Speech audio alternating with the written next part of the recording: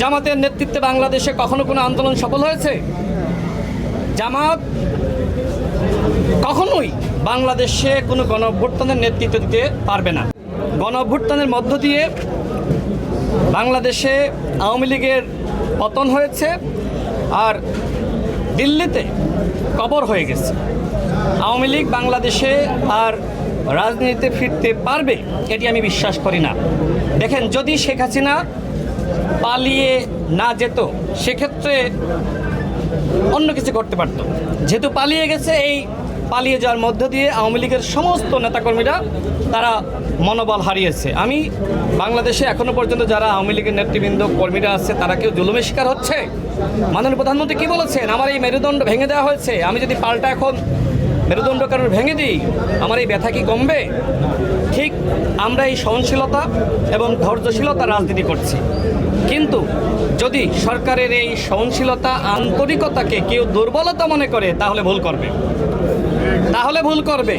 সেটি শুধুমাত্র আওয়ামী লীগ না, যারা বর্তমানে বিরোধী দল তারাও যদি মনে করে যে আমরা সরকারের প্রধানের মুখ থেকে আমরা তো মিষ্টি কথা শুনছি আর আমরা তো গণঅভ্যুত্থান হুমকি দিয়ে আমাদের কিছু হচ্ছে না। জামাতের নেতৃত্বে বাংলাদেশে কখনো কোনো আন্দোলন সফল হয়েছে?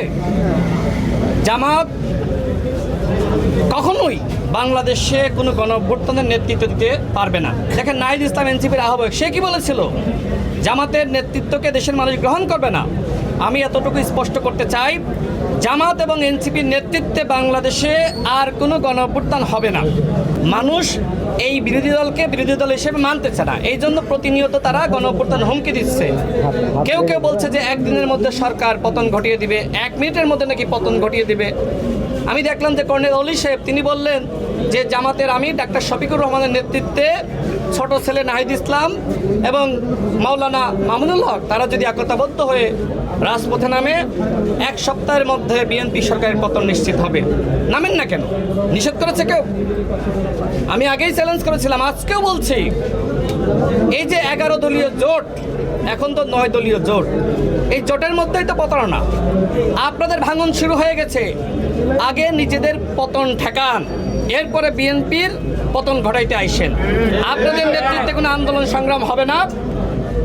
বরং এতটুকু বলতে চাই, এই বাংলাদেশে জামাত ইসলাম যে রাজনীতি করছে, আমাদের শহীদ প্রেসিডেন্ট জিয়াউর রহমান এবং পরবর্তীতে দেশনেত্রী বেগম খালেদা জিয়া তাদেরকে রাজনীতি করার সুযোগ দিয়েছিলেন, যে কারণে রাজনীতি করার সুযোগ পেয়েছে। কৃতজ্ঞতা প্রকাশ না করে বরং ষড়যন্ত্র করছে। জামাত এবং এনসিপির যে কোনো চক্রান্ত ষড়যন্ত্রকে ইনশাল্লাহ দাঁত ভাঙা জবাব দেওয়ার জন্য আমরা প্রস্তুত আছি।